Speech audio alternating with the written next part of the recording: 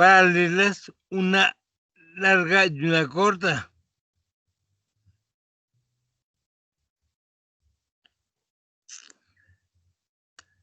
La línea larga, como de 1 centímetro, la línea corta como de medio centímetro. A la línea larga le ponemos el signo más. A la línea corta de abajo le ponemos el signo menos.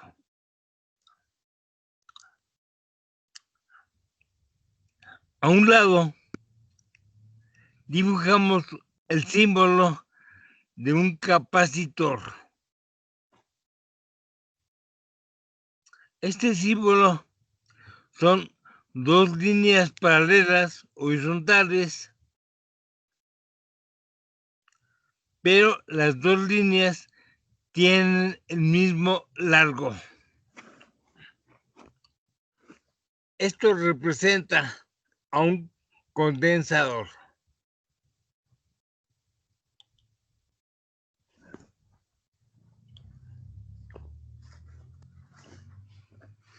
De la línea larga de la fuente pasamos una línea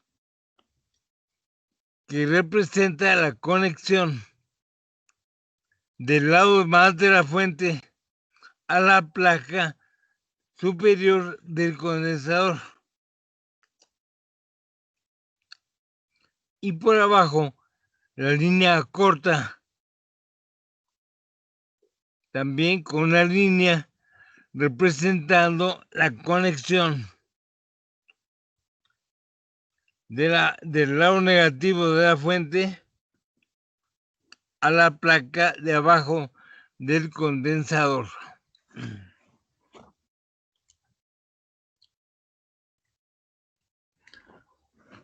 Cuando decimos eso, cuando representamos eso, pensamos en que el condensador suministra cargas, que la fuente suministra cargas al condensador. El paso de las cargas lo representamos con una flecha. Cuando ponemos esta flecha, pensamos que hay ahí una corriente eléctrica.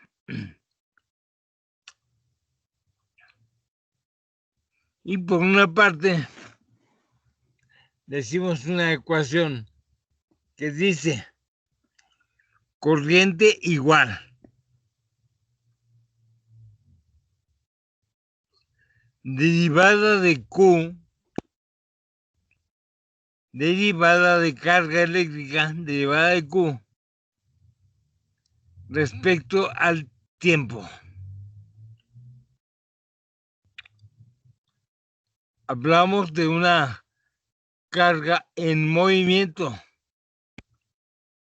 Pensamos que esa carga en movimiento es una corriente eléctrica que está entrando de la fuente al condensador.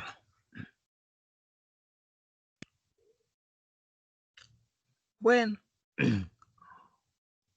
por otra parte, la ecuación que define al condensador sería igual a C igual Q entre B.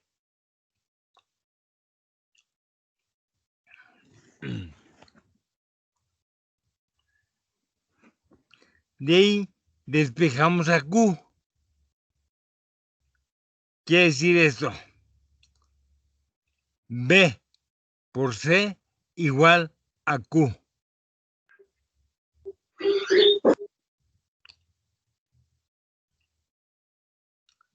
Pero si pensamos que esto es un sistema dinámico, O sea que hay cambios en la carga porque está entrando al condensador. Escribimos una ecuacióncita abajo de esta que dice derivada de B con respecto al tiempo por C es igual a derivada de Q con respecto al tiempo.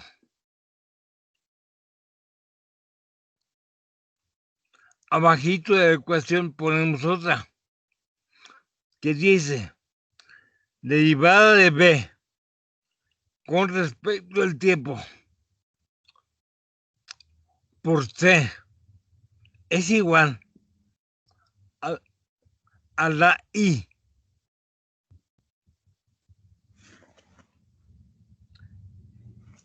¿Qué es la I? La I es la intensidad de la corriente que está circulando.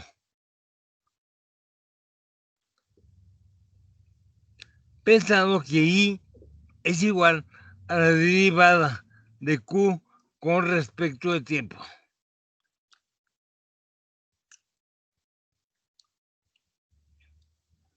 ¿En qué unidades se mide la I?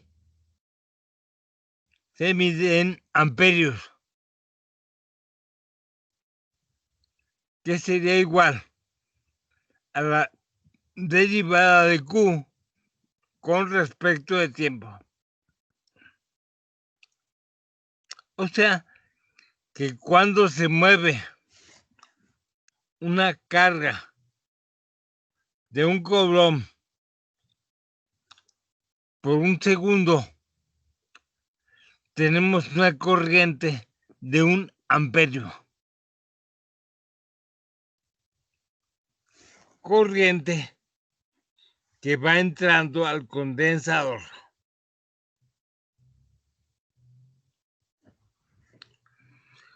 Cuando esta corriente penetra al condensador, ponemos la ecuación que dice derivada de B con respecto al tiempo por C, por el capacitor, es igual a la I. Bueno, esta ecuación lo que nos dice que cuando una corriente entra al capacitor, se va a modificar un voltaje en el capacitor.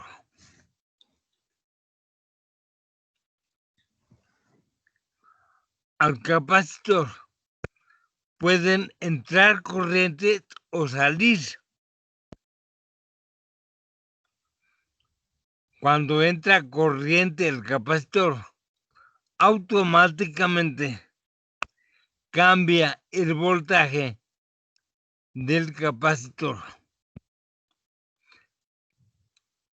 Cuando entra corriente, el voltaje aumenta. Cuando sale corriente, el voltaje disminuye. ¿Pero cuánto puede disminuir? Bueno, la corriente puede hacer salir del condensador hasta que el condensador queda vacío. O sea, cuando el capacitor ya no tiene voltaje. Si la corriente sale del capacitor, el voltaje poco a poco va disminuyendo. Cuando ya no hay cargas, ya no hay modo de sacar más corriente de ahí. En ese momento, el voltaje es 0. Cuando entra corriente al capacitor, el voltaje va aumentando. ¿Hasta cuánto puede aumentar el voltaje. Bueno, según lo que hicimos, el voltaje máximo del capacitor va a ser el voltaje de la fuente.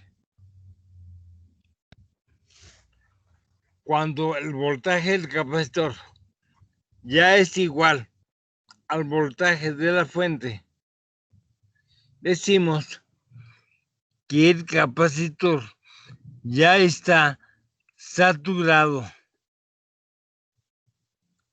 O sea que ya no hay forma de aplicarle más corriente. Cuando el voltaje del capacitor ya es igual al voltaje de la fuente, el proceso de carga se suspende. Cuando el voltaje del capacitor ya es igual al de la fuente, la corriente es cero. Ya no hay corriente.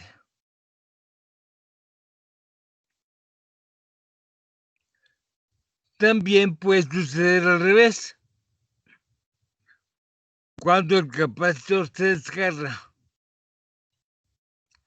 el voltaje va disminuyendo hasta que el voltaje es cero. Ya cuando el voltaje del capacitor es cero, pues ya no hay manera de obtener más corriente. La corriente se hace cero y el voltaje es cero. Bien.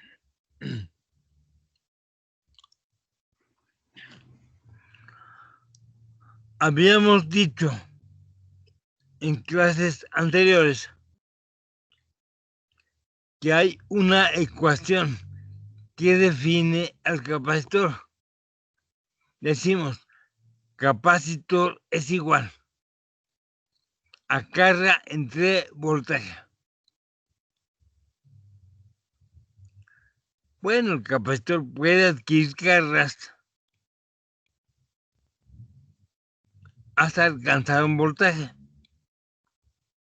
Y la capacitancia, capacitor, se mide en faradios.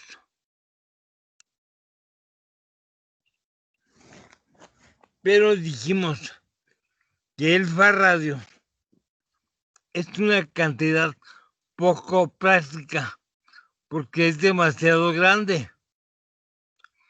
Casi siempre usamos el microfarradio,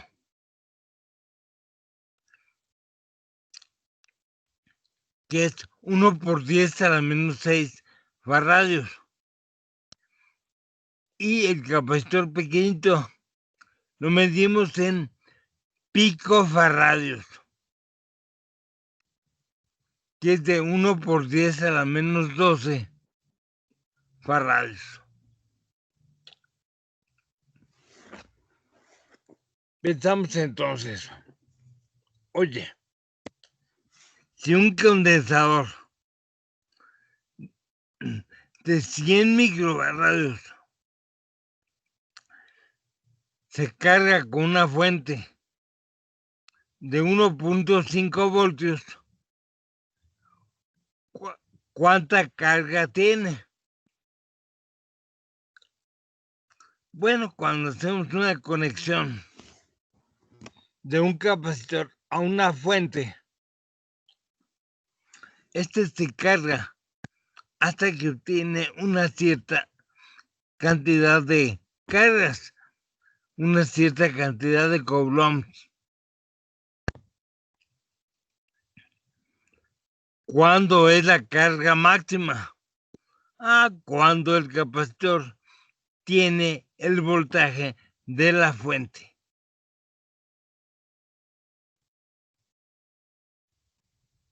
Entonces, por favor,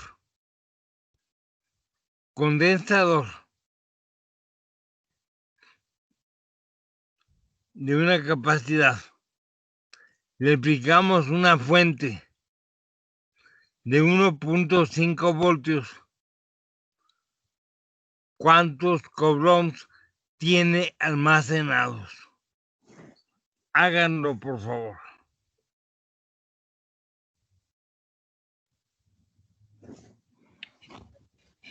¿De cuánto es la carga, profe? ¿Cómo? ¿De cuánto es la carga? ¿De cuánto es la carga? Sí. ¿Cuándo el capacitor tiene cuánto? ¿Cuánto dijimos? Es lo que no recuerdo. Solo recuerdo el voltaje, que es de 1.5. Ah, bueno. Pensamos que el capacitor es de 100 microfaradios.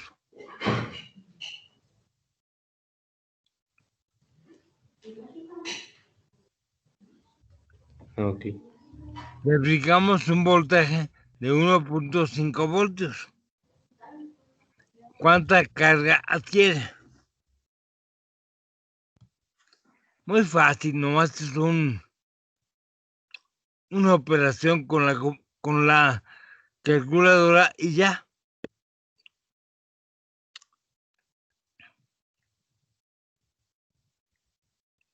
¿Cuánto va a ser? 1.5 por 100 por 10 a la menos 6.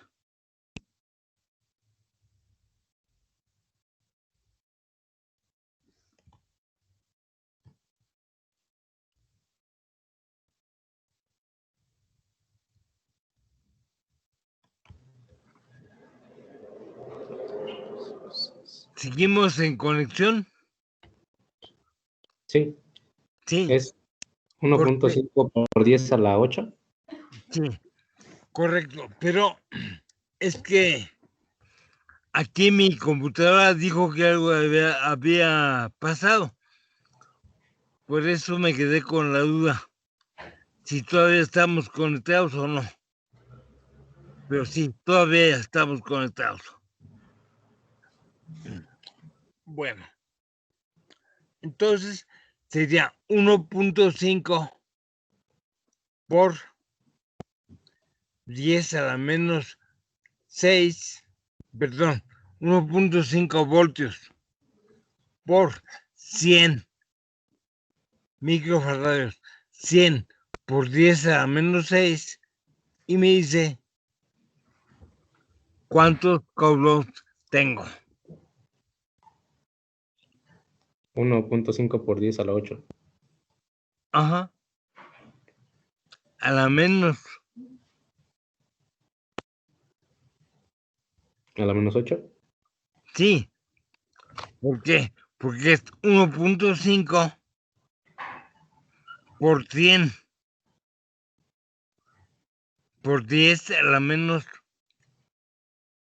6. Ok.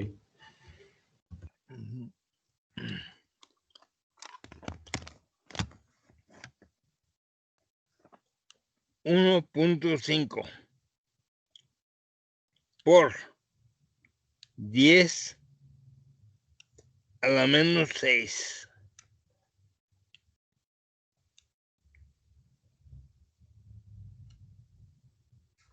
A mí me da punto 0, 0, 0, 0, 15.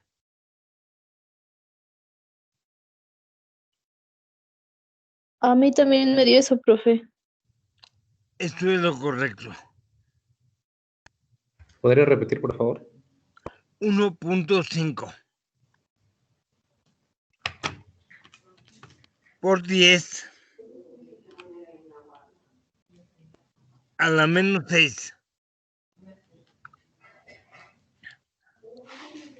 ¿Por qué hacemos eso? Se multiplica el voltaje por el capacitor. Voltaje es 1.5. Capacitor, ¿cuánto tiene? Ah, perdón. Sería por 100 por 10 a la menos 6. Estoy equivocado.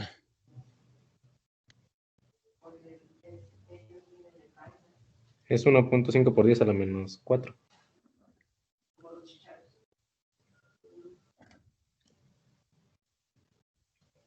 Sería 1.5 por 100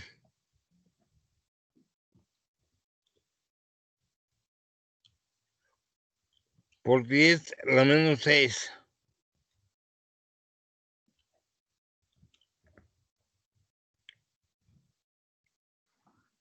Da 0 punto y luego 3 ceros y luego 15. Sí. Estaba yo equivocado. Son punto 0, 0, 0, 15. O sea, puntos 3 ceros y un 15. Correcto. Es la cantidad en coulombs que se pueden almacenar ahí.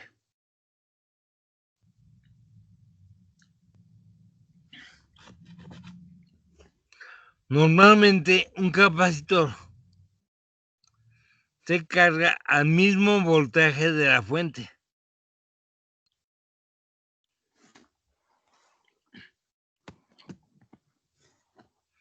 El límite está en el aislador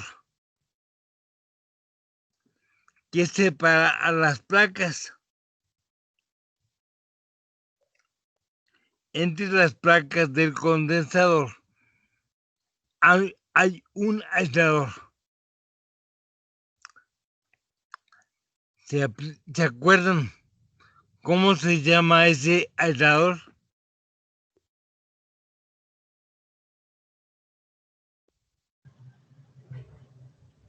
¿Cómo se llama el aislador que va entre las placas?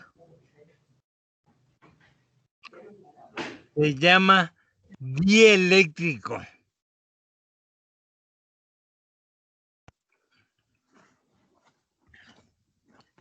Y ese dieléctrico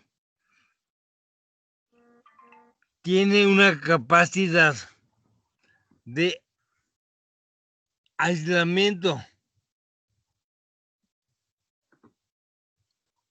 Cuando llegamos al límite máximo de la capacidad de aislamiento que tiene el dieléctrico, decimos que estamos en su rigidez, anótenlo por favor, rigidez dieléctrica. Si rebasamos la rigidez dieléctrica de un dieléctrico, se forma un arco eléctrico y las cargas atraviesan de una placa a la otra. Profe, ¿podría repetir esa parte de qué se forma? ¿Cómo no? Decimos, cuando rebasamos la rigidez dieléctrica de un capacitor, se forma un arco eléctrico que brinca de una placa a la otra. Se rompe el dieléctrico y brinca una chispa.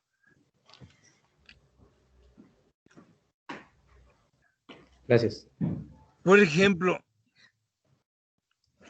cuando nuestra placa superior son las nubes, y la placa inferior, la tierra,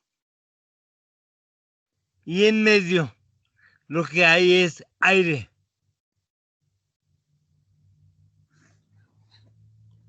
Cuando superamos la rigidez dieléctrica del aire,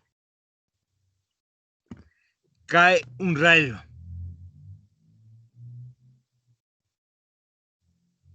O sea, cuando se rompe el dieléctrico del aire,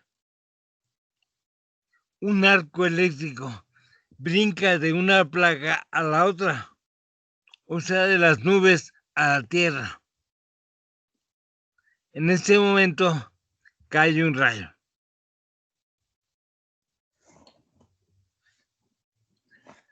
La rigidez dieléctrica del aire depende de la cantidad de oxígeno y de la cantidad de la humedad del aire.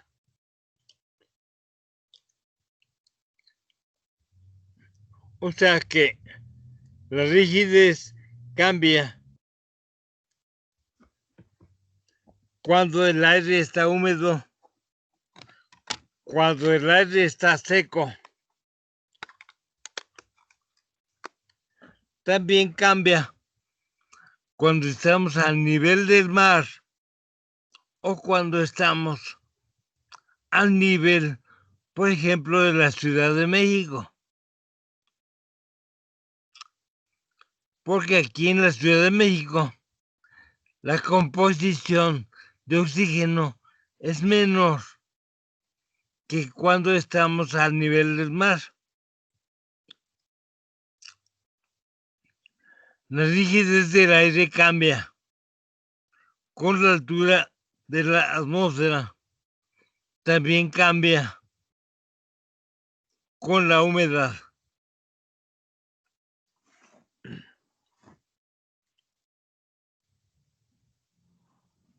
El aire tiene mejor rigidez al nivel del mar. Tiene mayor rigidez al nivel del mar que aquí en la Ciudad de México.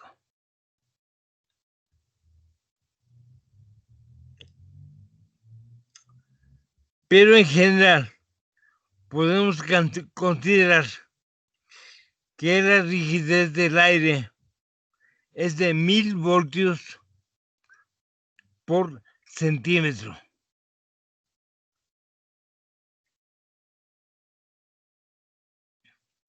El aire resiste sin formar arco eléctrico 1000 voltios por cada centímetro de distancia.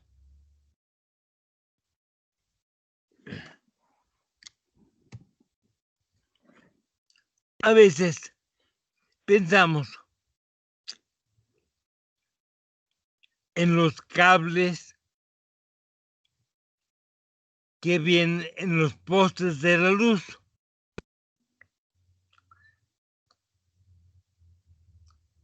En los postes de la luz, arriba hay una cruceta donde se ubican cables que van muy separados. Esos cables son de alta tensión.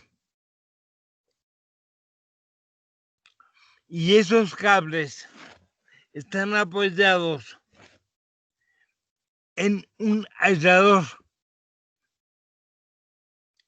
El aislador tiene una compuesta de vidrio o cerámica que lo separa de la varilla de la cruceta. O sea que el cable no está directamente en la cruceta, sino que está sujetado por un aislador. Ese aislador debe tener capacidad para que el cable se encuentre lejos de la cruceta. Si no, brinca el arco eléctrico. ¿Se han fijado en las torres de transmisión. Las torres de transmisión tienen unos brazos largos en la torre y los brazos cuelga un aislador de vidrio o de cerámica.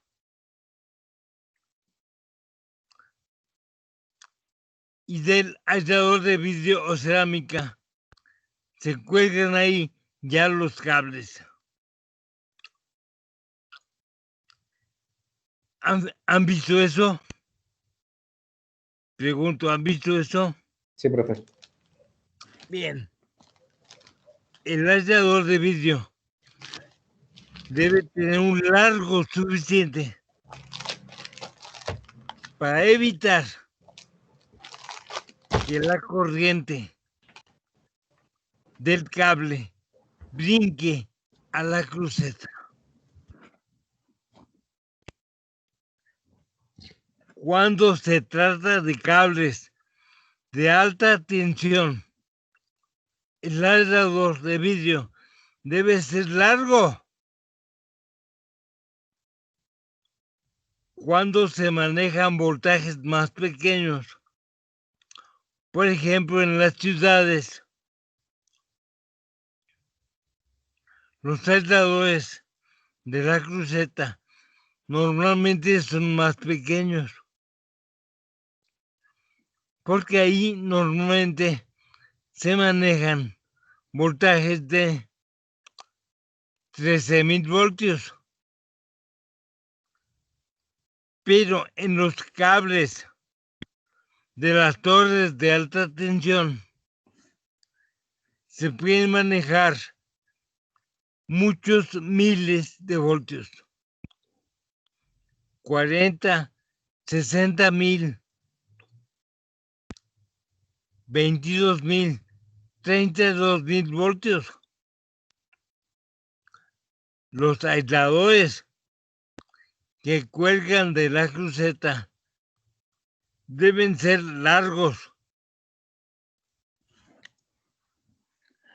pero dentro de la ciudad no se manejan voltajes tan grandes. Por eso los aisladores en los postes dentro de la ciudad son más cortos.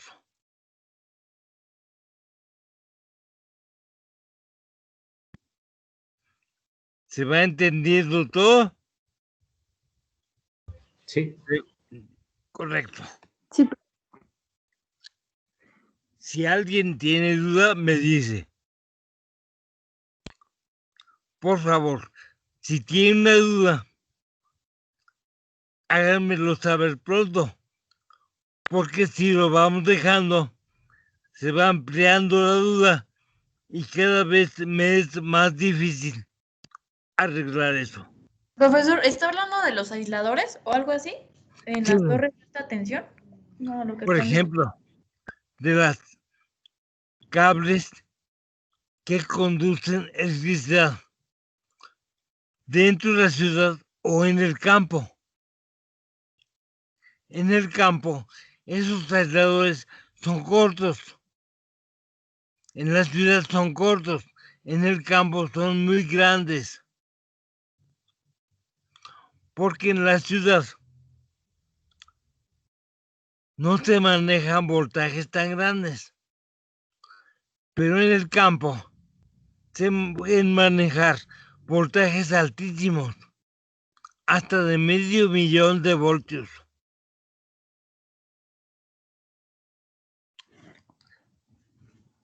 Si se manejan voltajes tan grandes, es necesario que el cable se mantenga lejos de la cruceta.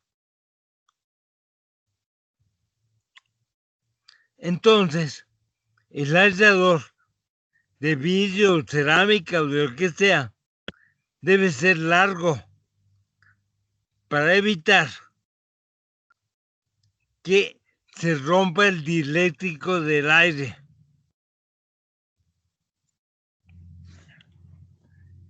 Si un cable de alta tensión tiene un alrededor corto, el arco eléctrico puede brincar del cable al radiador.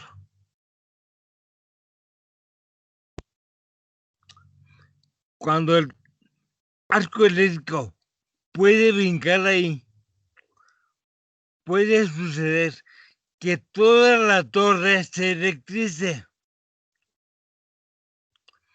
Si alguien está cerca de esa torre, lo más seguro es que se mate.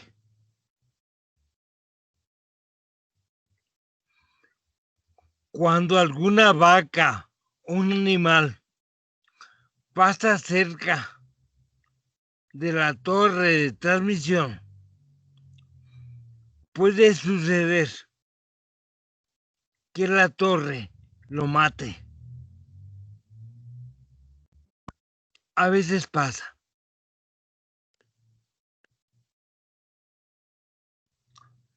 A veces pasa que el cable de transmisión, que la torre de transmisión se electriza. En algunos postes, unos postes dentro de la ciudad, a un lado del poste, baja un cable encerrado en un tubo y ese cable se conecta al suelo. A veces, cuando estamos esperando el camión, nos recargamos en el poste y hay un tubo ahí que nos incomoda, que no nos podemos recargar porque está el tubo que baja al suelo. ¿Para qué es ese cable que baja al suelo? Pues en el caso de que brinque un arco eléctrico de los cables a la cruceta y al poste, esa corriente la conducimos al suelo para que no mate a nadie. Una vez estaba yo en una tienda, y enfrente de la tienda, del otro lado de la calle, estaba un perro ahí, y de pronto el perro se levanta, empieza a aullar y sale corriendo. Todos nos quedamos con la duda de qué le había pasado al perro. Pues no hay mucha duda. En ese tiempo brincó un arco del cable a la cruceta. Bajó por el cable.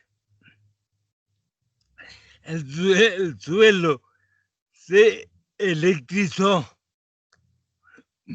Y como el perro no traía zapatos,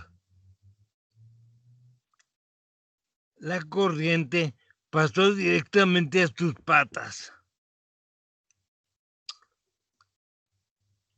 La corriente no fue suficiente para matarlo, pero sí para que sufriera un dolor terrible y saliera corriendo de ahí.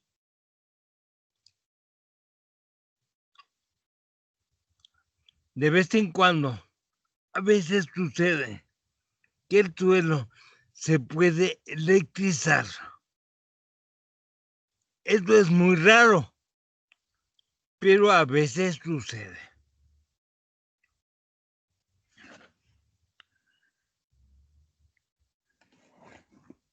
Bien.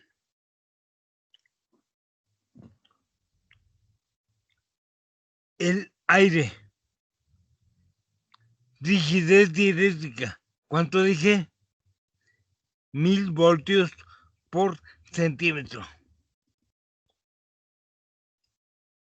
Oiga, si hay un cable de 13,000 voltios, ¿cuál es la distancia a la que me puedo acercar a ese cable? 13 centímetros. Si me acerco más, el arco eléctrico va a brincar. Me arriesgo a que brinque el arco eléctrico y el arco eléctrico me mate.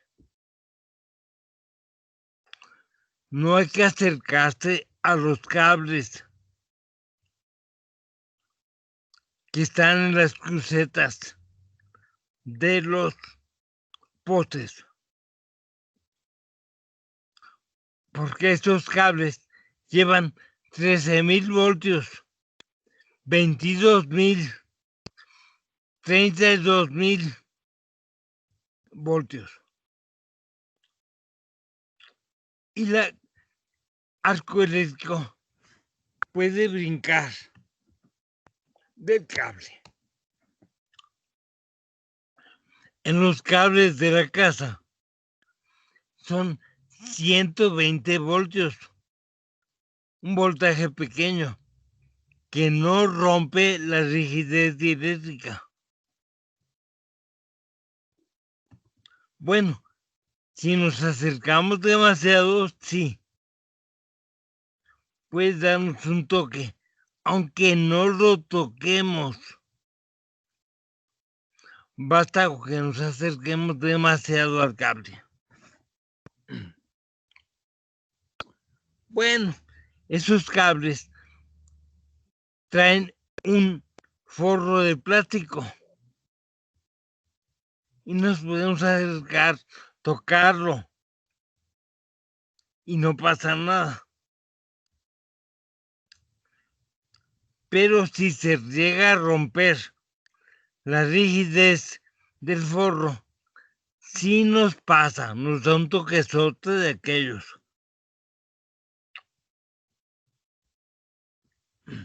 Bueno, les platico esto porque se habrán fijado que en el campo de la electricidad hay poca competencia. Poca competencia. Porque las nuevas generaciones van sustituyendo a los que se van electrocutando. Por eso en la electricidad hay poca competencia. Hay que tener cuidado. Hay posibilidad de electrocutarse. Morir por el efecto de una corriente eléctrica. Hace algunos años, la rectoría estaba en campaña. Algunos chavos andaban colgando propaganda en los postes y con una escalera metálica se subieron a algún poste para colgar una manda de propaganda. Sucedió que un arco eléctrico brincó del cable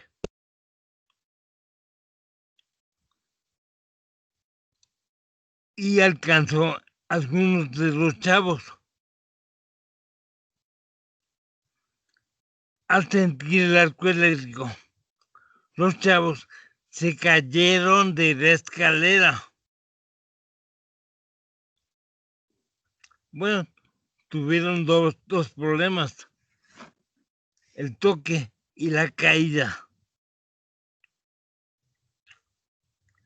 Nada más supe cuando llegó la ambulancia a recogerlo. Nunca supe cuál fue el resultado final del percance.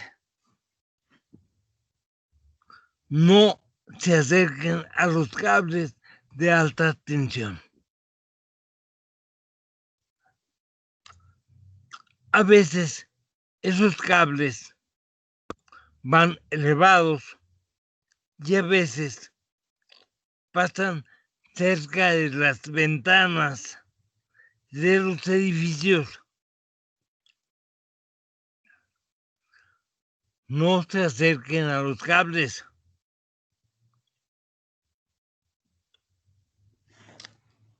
A veces pensamos, bueno, pero con un palo sí lo puedo tocar. A veces un palo está vivo, tiene humedad y un palo de madera vivo se vuelve conductor y un palo de madera a veces permite el paso de la corriente. Tengo una amiga que alguna vez clavó un palo en el patio de su casa.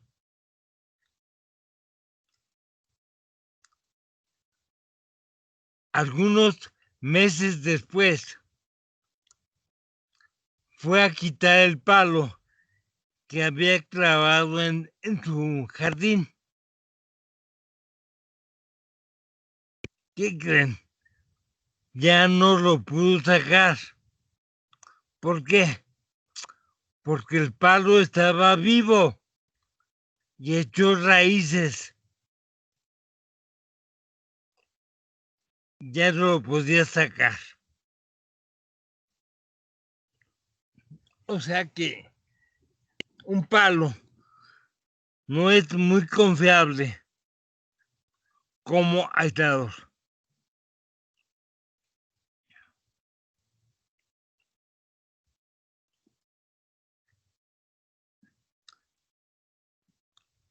Si se maneja bajo voltaje, no hay problema. Pero si un palo vivo lo acercan a un cable de alta tensión, peligrosísimo. Si el palo está muerto, lo más seguro es que no pase nada. Pero si está vivo, aguas. Aguas.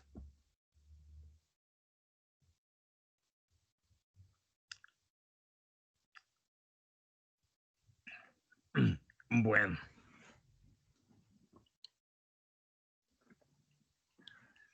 Se pueden colocar condensadores en serie. ¿Cómo es eso? Bueno, cuando conectamos un condensador seguido de otro, pueden ser varios, pueden ser 10, 15, 20, 30 capacitores, los que quieran. Todos adquieren carga y voltaje cuando se conectan.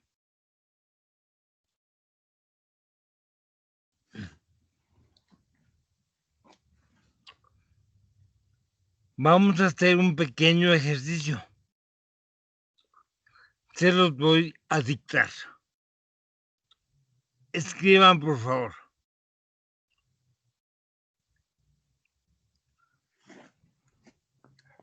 Dos capacitores de 100 microfaradios cada uno. Se conectan en serie a una fuente de 100 voltios. Calcular el voltaje y la carga en cada capacitor.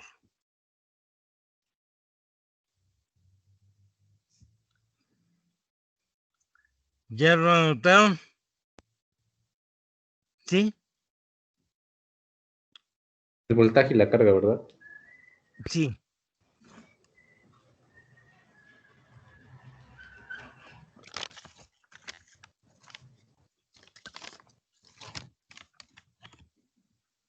Por favor, en tu cuaderno, dibujen una fuente de 100 voltios y ponen 2 condensadores conectados en serie.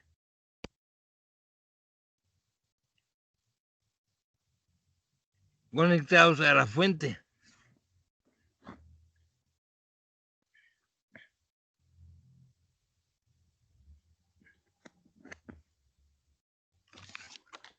Por favor, a un condensador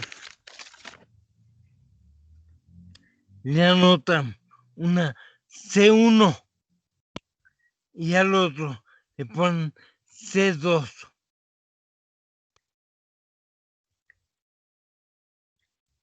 A un lado ponen C1 igual a Q1 entre B1. Y abajito dice C2 igual a Q2 y a B2.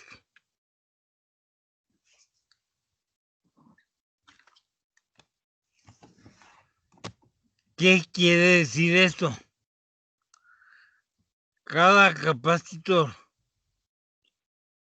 va a tener su carga y su voltaje. Cada uno. C1 tiene una carga Q1 y un voltaje B1. Capacitor 2 tiene una carga 2 y un voltaje 2.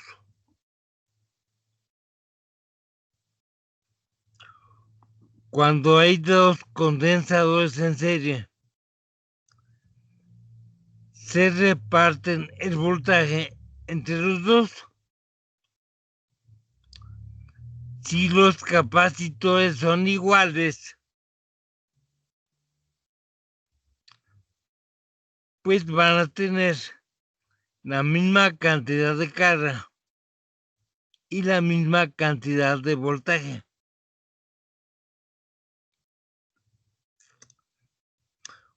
Cuando hay capacitores conectados en serie,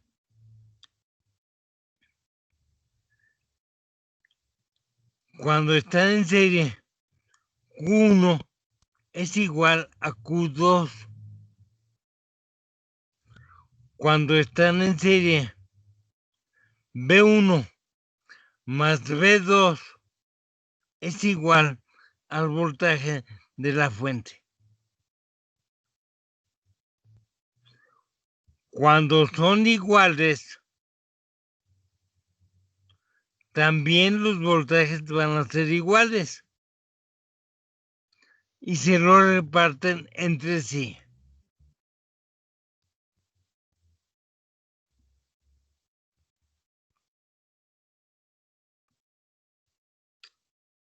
¿Hasta ahí entendimos? Sí.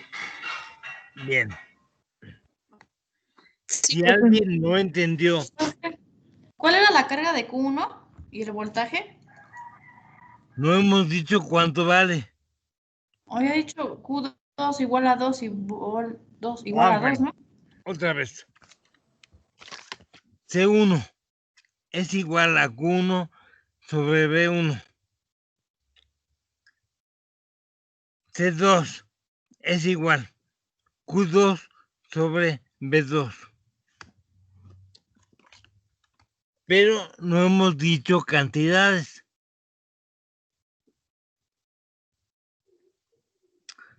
Nada más dijimos que está conectado a una fuente en serie. Una fuente de 100 voltios. Ok, profesor, gracias.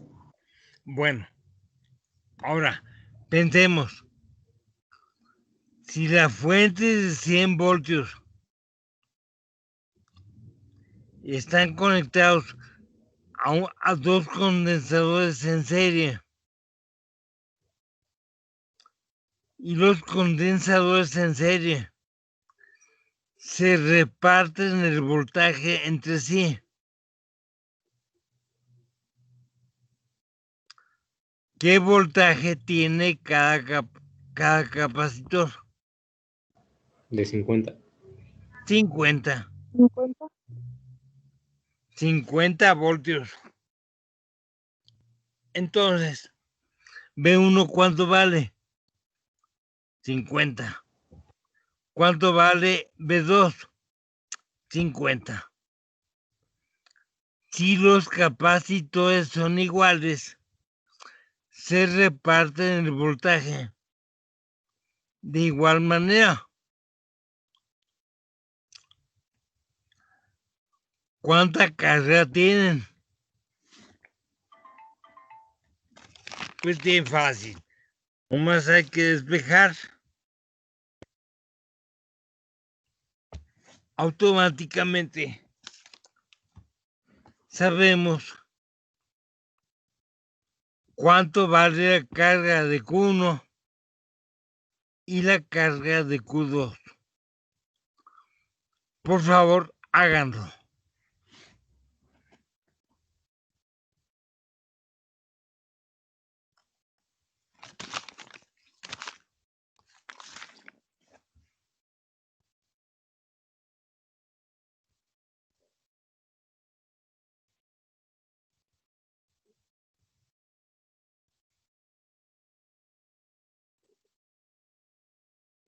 ¿Ya lo hicimos? Me da 5 por 10 a la menos 3.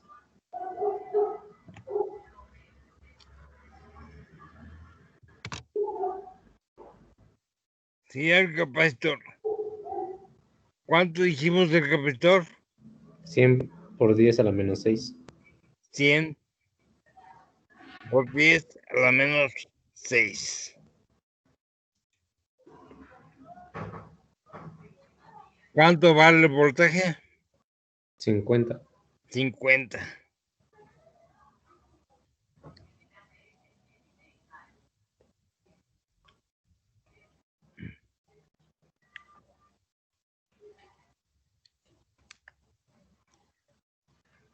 Entonces, la carga va a ser .005 coulombs. Sí. La carga de cada capacitor. ¿Coincidimos? Sí, profe. Bien. Otro ejercicio.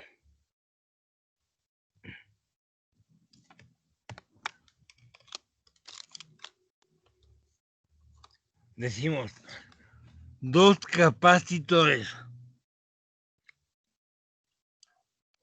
Uno de 80 microfarados y el otro de 20 microfarados. Se conectan en serie a una fuente de 120 voltios. Calcular el voltaje y la carga de cada capacitor.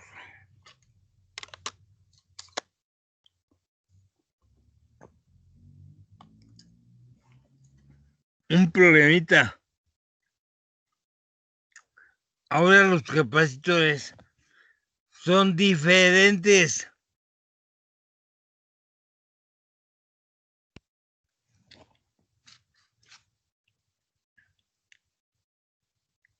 El reparto del voltaje es diferente.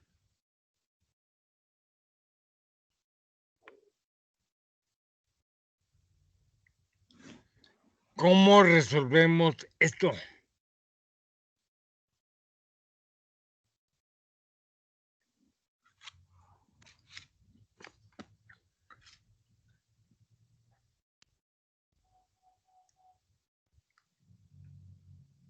¿Alguno de ustedes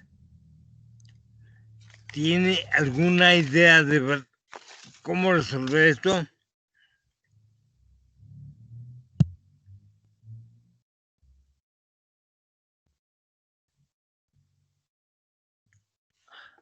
Anoten, por favor. C1 igual Q1 entre B1.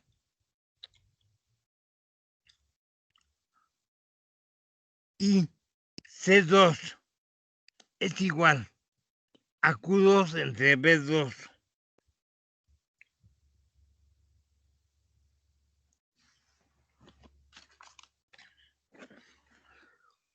Cuando los condensadores están en serie, las cargas son iguales y los voltajes diferentes.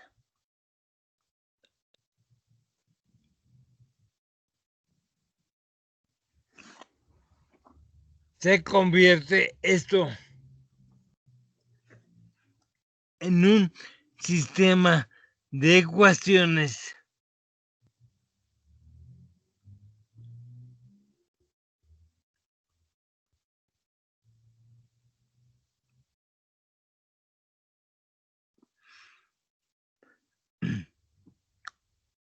en que tenemos dos incógnitas y dos ecuaciones.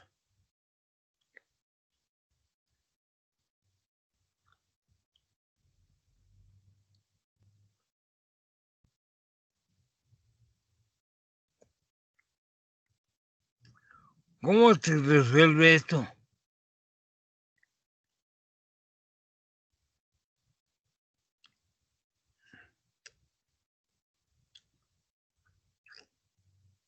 Sistemas de ecuaciones.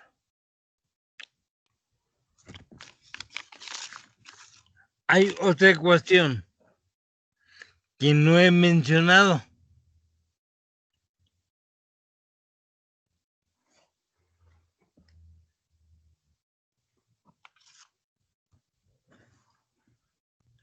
¿Cómo dice una de ellas? Q1 es igual a Q2. ¿Por qué dijimos que las cargas son iguales?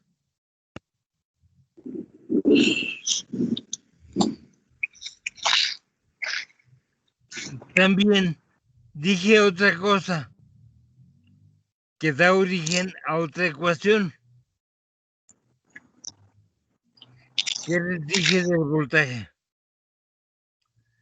Se lo van a repartir entre sí. Anote, por favor. BF.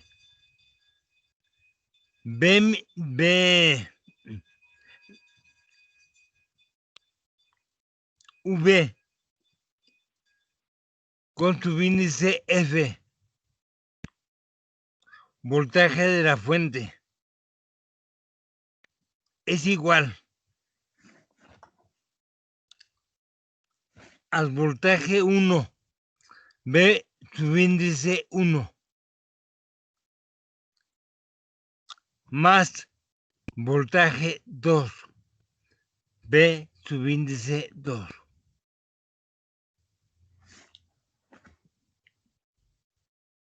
Tenemos ya 4 ecuaciones.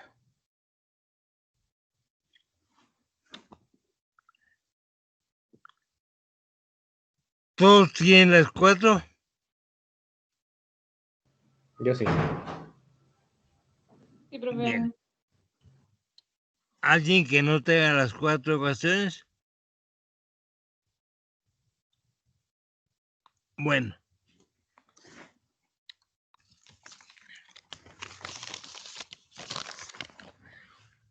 Cuando todos se quedan callados, me hacen pensar que sí. Bueno. Ahora anoten, por favor. C1 por B1 es igual C2 por B2.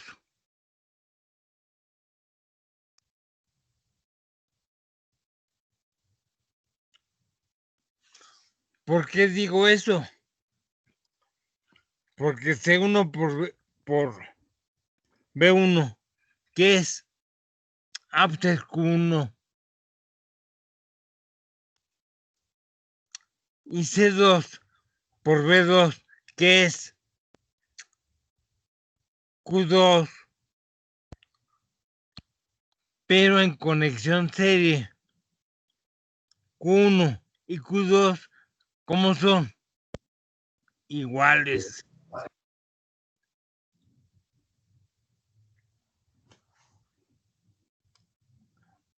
A partir de esto, pueden despejar y resolver ese problema.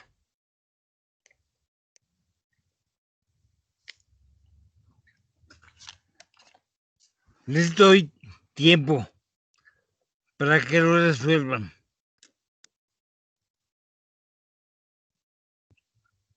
Por favor, resuélvanlo.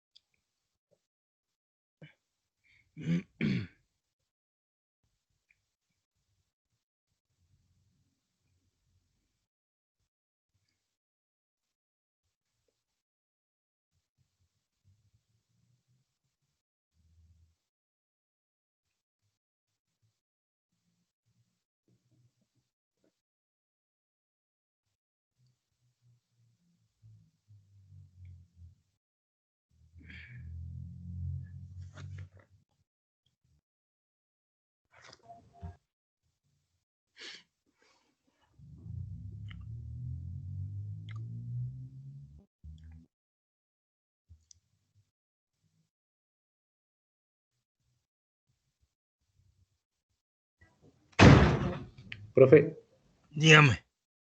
O sea, se supone que a partir de C1, B1 igual a C2, V2, es a partir de esa de donde vamos a sacar todo, ¿verdad? Sí, ahí sale todo. Pero, por ejemplo, podemos despejar cualquier V, pero ¿cómo sabemos el valor de la otra si no? O sea, tengo dudas en esa parte. Ah, porque hay otra ecuación que no ha tomado en cuenta. BF es igual a B1 más B2. Ajá, ¿Cuánto vale BF? 120. Ajá.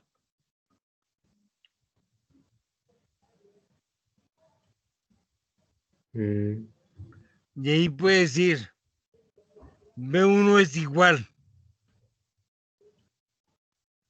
a 120 menos B2. ujú, ajá, Y después sustituir en alguna ecuación y se reduce el número de incógnitas.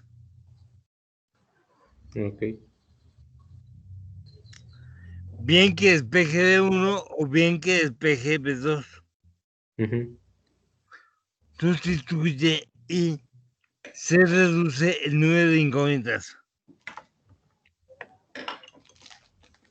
ok, gracias. Vale.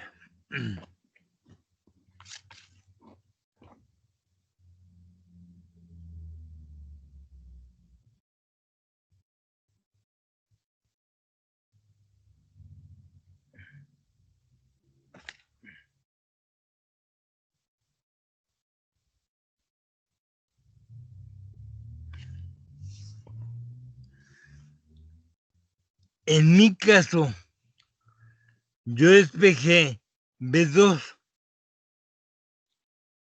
Me queda BF menos B1 igual a B2.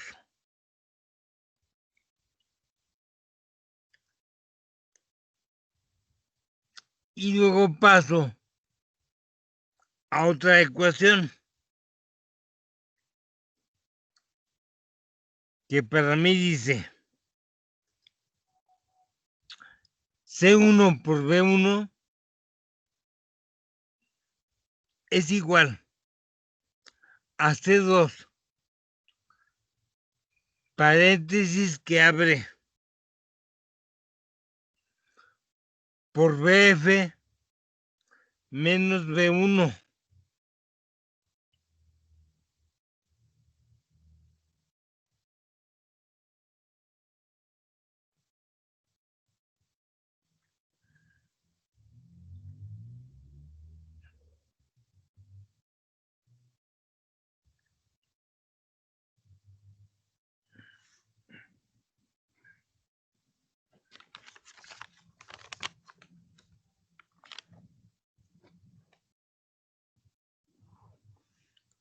A partir de lo último, ya solamente tengo una incógnita.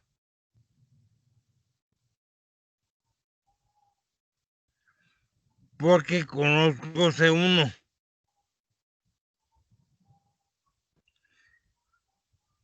Tengo mi incógnita B1, que es igual a C2, que es conocido, que multiplica el voltaje de la fuente, que es conocido, menos B1, incógnita. Solamente tengo una incógnita. 2 veces.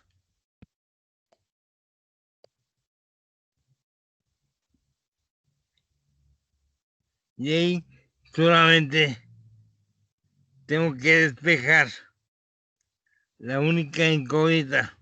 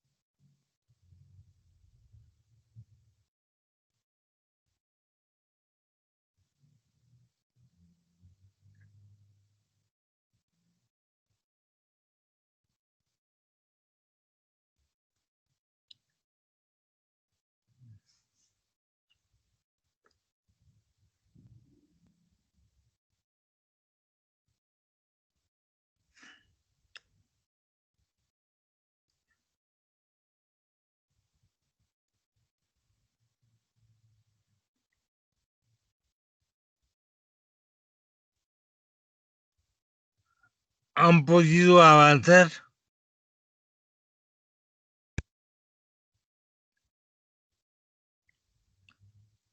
¿Alguien ya se atoró?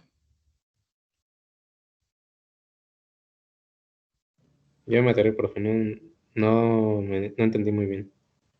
Bueno, vamos a ver dónde se quedó.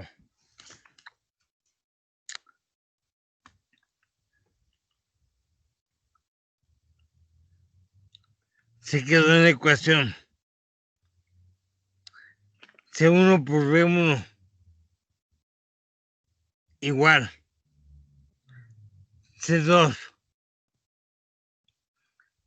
paréntesis que abre por BF menos B1 paréntesis que cierra. ¿Ya la tiene esa ecuación? ¿Sí la tiene o no? Sí, es así. Muy bien. Bueno, ¿qué debe hacer ahora? Haga la multiplicación que se presenta en el paréntesis.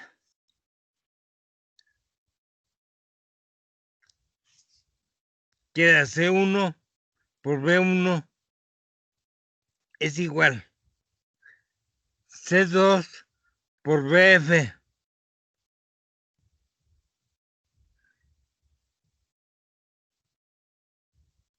menos C2 por B1. Sí, también tengo eso. También se la tiene. Muy bien. Ahora pase todos los elementos B1 hacia el lado izquierdo.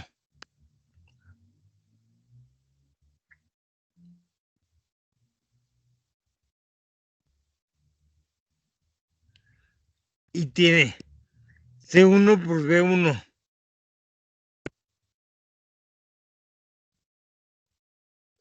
más C2 por B1 igual C2 por BF.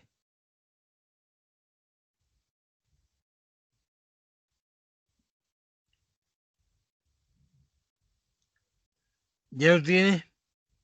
Sí. Muy bien. Ahora, de ahí saca B1 como factor común Mm, y pone B1 que multiplica hace paréntesis quiebra que abre C1 más C2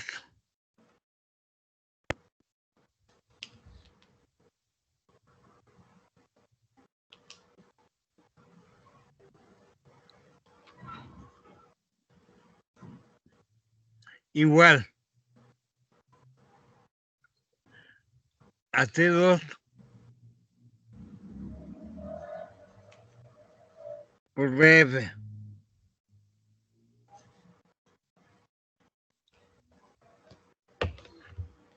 Ya entendí.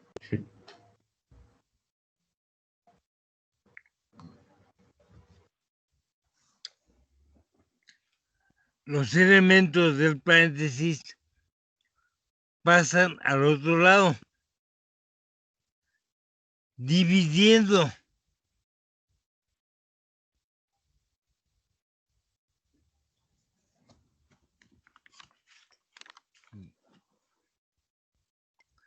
Finalmente le queda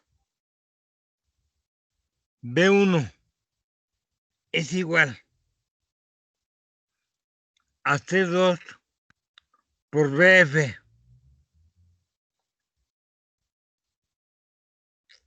entre C1 más C2.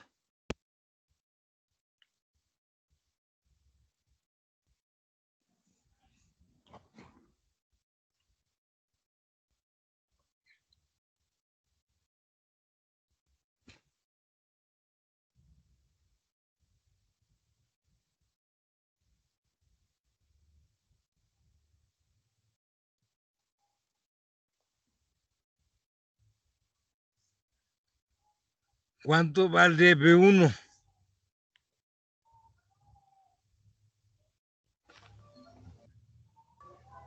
Estoy haciendo la operación. Bien.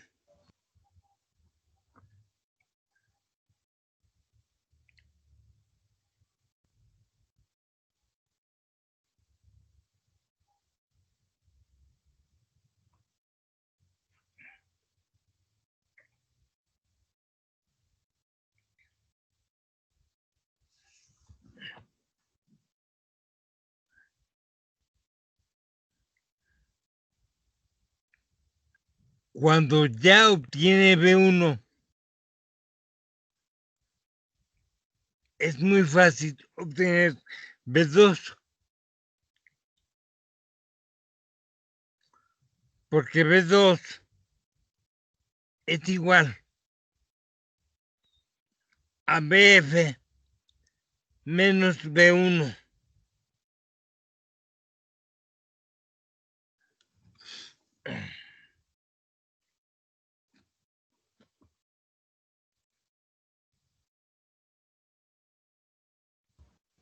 B1 debe dar 2.4. No, porque el voltaje BF, ¿cuánto vale? 120. Entonces sería 120 por C2. ¿Cuánto vale C2? 20 por 10 a la menos 6. Ajá. Entre C1 más C2. Ujú.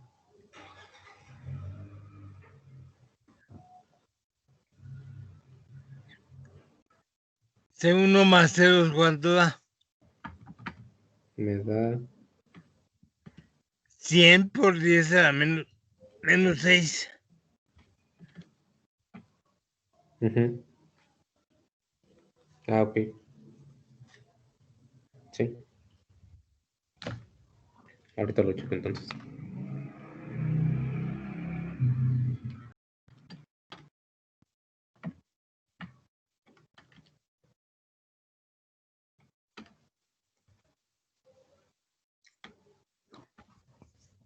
Finalmente, ¿cuánto da B1?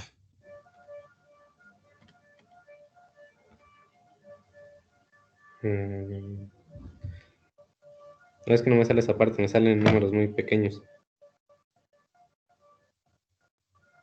Ahora me sale Profe. 0.24. ¿B1 da igual a 24? Puede ser que sí, no lo he resuelto. Ahorita lo resuelvo.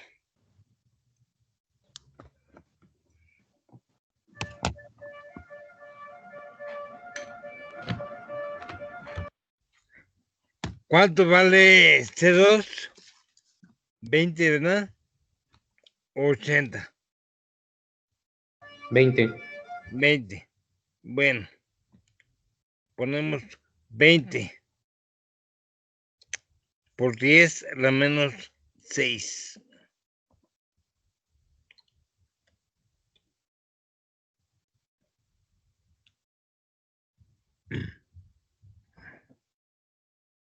Por BF, que vale 100.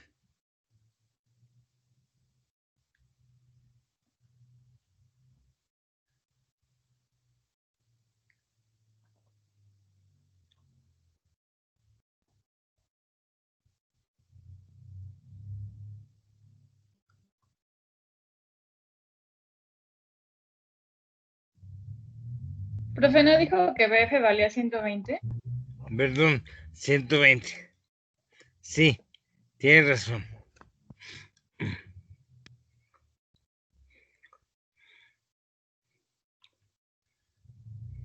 Ya me dio 24. ¿Ya le dio 24? Ya. Muy bien.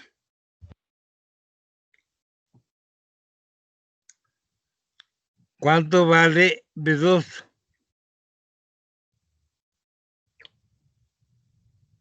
96. Muy bien.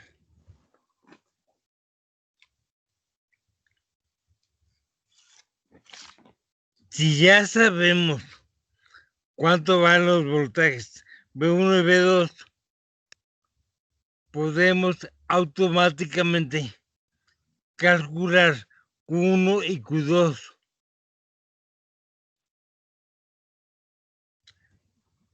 ¿Ya vieron cómo? Sí. Sí, profe.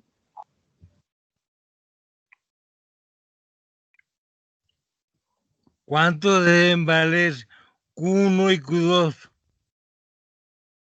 Deben valer lo mismo.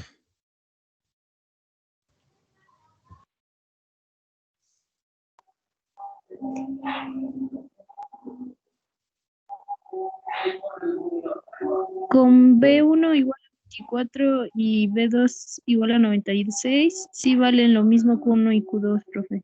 Sí, así debe ser.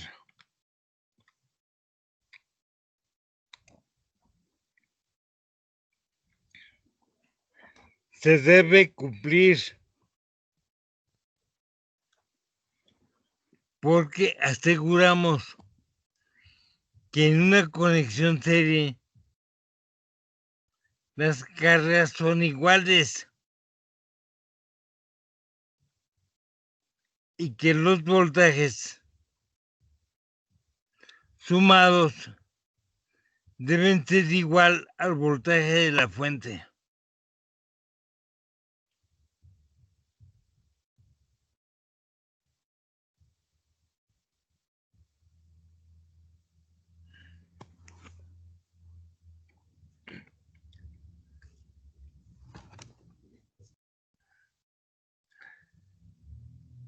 Si se cumple esta igualdad, esta relación, sabemos que las operaciones que hicimos están bien. Si no se cumplen las igualdades, es porque está mal.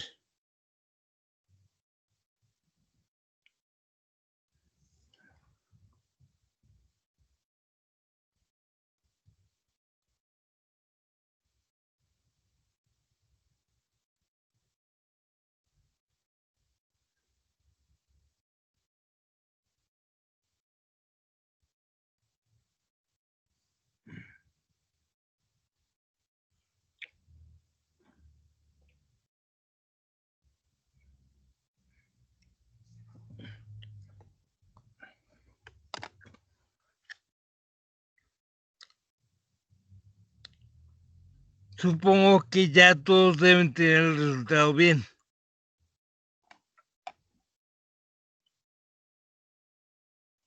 Yo sí ya. Sí, profe. Bueno, muy bien. Si alguien tiene dudas después, quizá por teléfono, pueda ayudarlos más.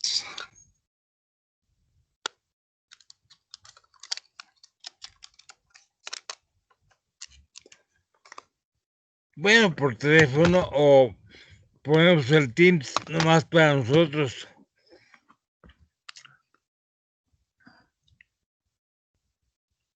Muy bien.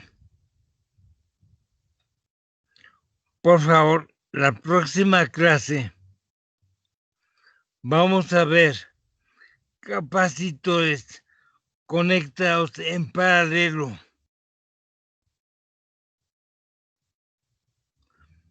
Les pido que vean en el RESNIC el tema para que cuando veamos el tema ya más o menos tengan una idea de lo que vamos a hacer y me entiendan más. Sí, profe. Sí, profe. Acuérdense que el RESNIC viene en el internet.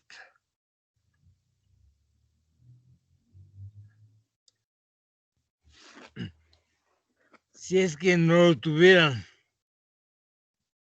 que bueno, debe ser seguramente la mayoría. Bueno.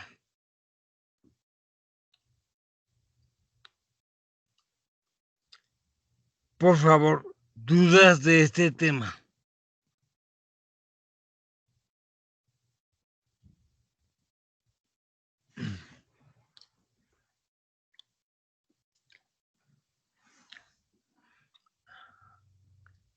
En la noche, por favor, abran el cofre del coche de su papá y arranquen el motor.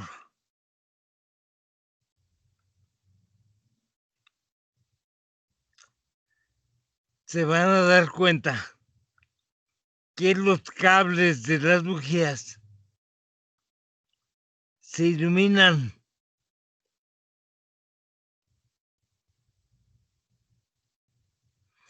porque manejan voltajes altísimos.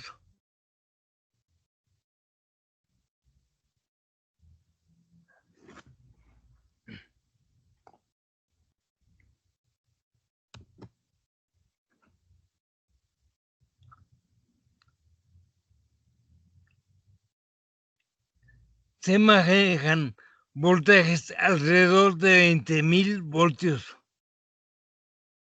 Los cables de las bujías.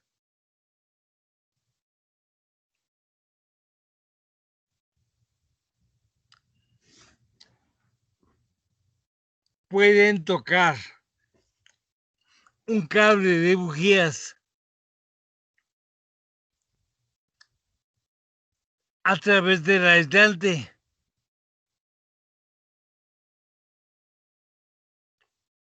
Y les va a dar un toquezote a pesar del aislante.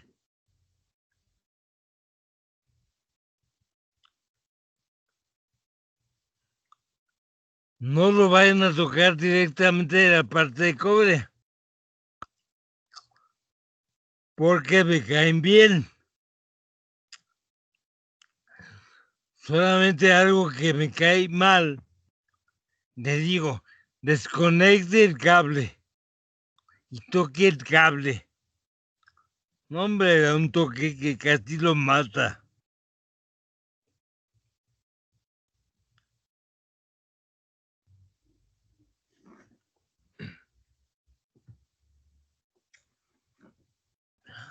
Algunos carros,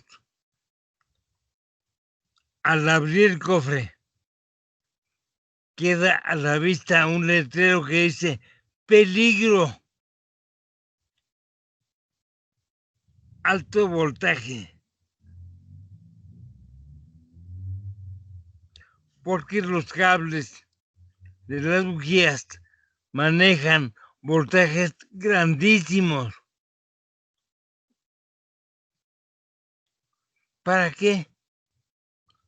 Bueno, necesitamos que en la bujía brinque un arco eléctrico.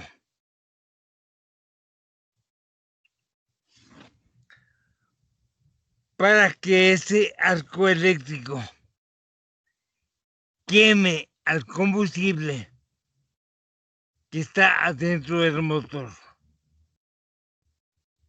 en el cilindro del motor. Entra algo así como una gota de gasolina mezclada con aire. Y al presentarse el arco eléctrico, tremendo arco eléctrico, esa gasolina explota y hace que el cilindro, el pistón dentro del motor, el pistón se desplace hacia abajo.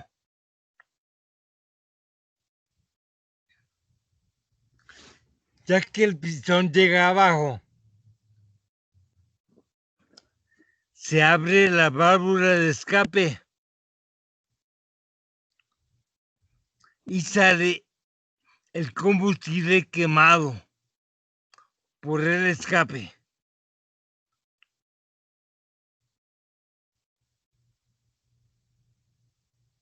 Y así va sucediendo paulatinamente en cada cilindro, con cada bujía.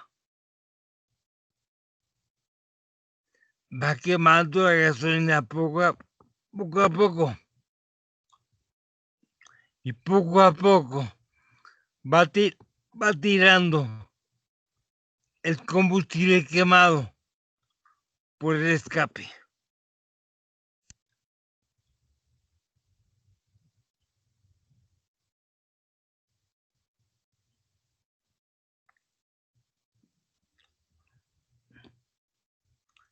Luego les platico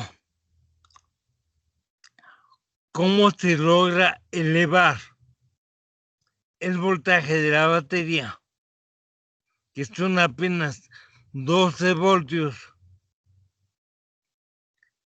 para que los cables de las bujías tengan 20,000 o 25,000 voltios.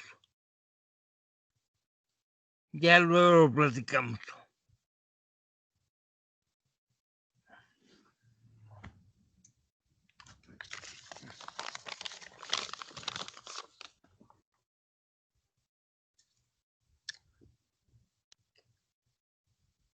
Me interesa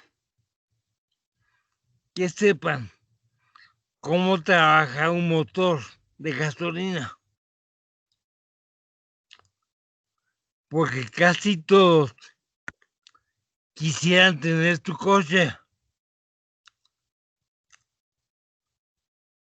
El que diga que no está disimulando, porque ya todos lo quisieran tener.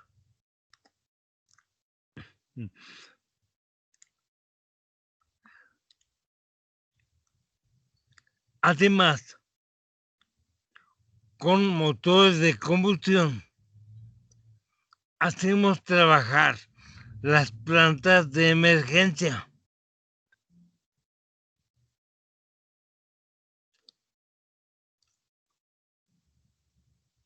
Las plantas de emergencia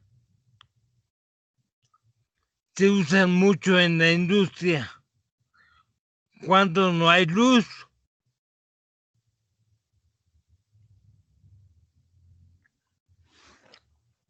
A veces, la Comisión Federal de Electricidad nos avisa: no va a haber luz en toda la semana, o nos avisa que no va a haber luz en un mes, la producción de nuestra industria se paraliza. Pero no podemos hacer eso, porque durante el mes tenemos que pagar sueldos a los trabajadores, a las secretarias, y también nosotros comemos.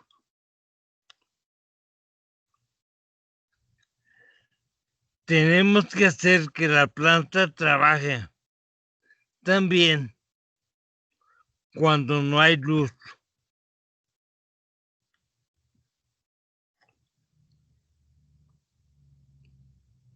Cuando en una planta no hay luz, los trabajadores se dirigen al ingeniero y le preguntan qué hacer. ¿Y quién va a ser ingeniero? Pues ustedes tienen que resolver el problema.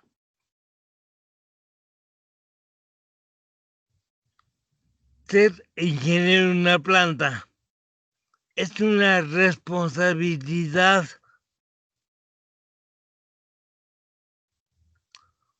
Por eso el ingeniero de la planta gana más dinero que los demás trabajadores por la responsabilidad que tiene.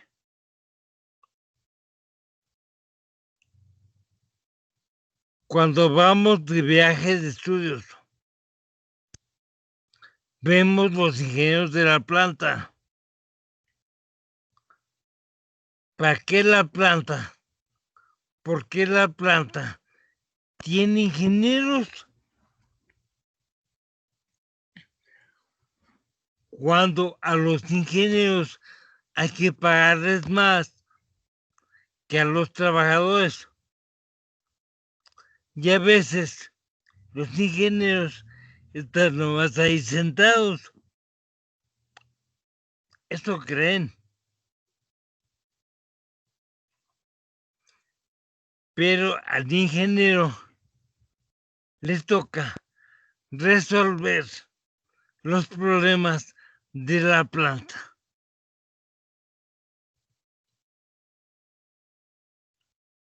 Al ingeniero le toca resolver los problemas de los recursos humanos, de los recursos materiales, de los recursos financieros, los problemas de ventas, los problemas de materia prima y la dirección general de la planta. Los ingenieros están en la planta para resolver problemas. Bueno, por eso llevamos aquí esas materias. ¿Por qué les damos materias de contabilidad? ¿Por qué creen? Porque la planta va a tener problemas de contabilidad. Les damos electricidad. ¿Por qué? Van a tener problemas eléctricos. Les damos mecánica. Porque van a tener problemas mecánicos.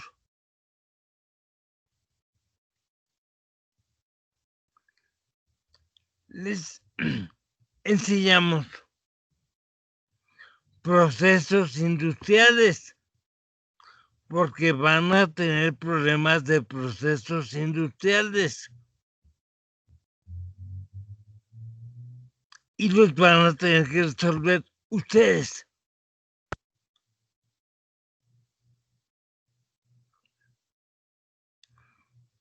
Por eso, en las clases incluimos problemas.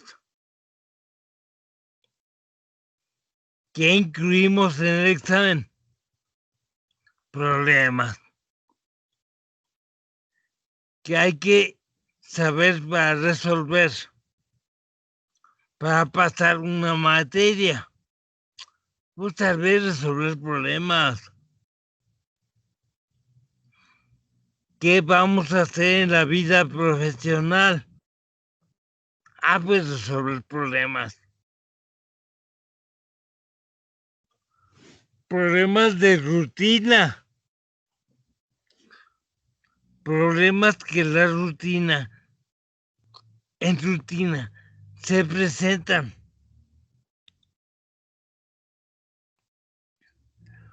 Problemas especiales.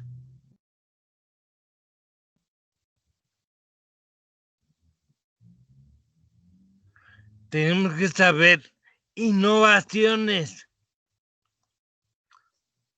Cuando una planta quiere modificar la forma en que trabaja, ¿a quién recurren? Pues al ingeniero. Cuando hay que hacer innovación, al ingeniero. Cuando hay que sacar un producto nuevo, ¿quién lo tiene que hacer? El ingeniero.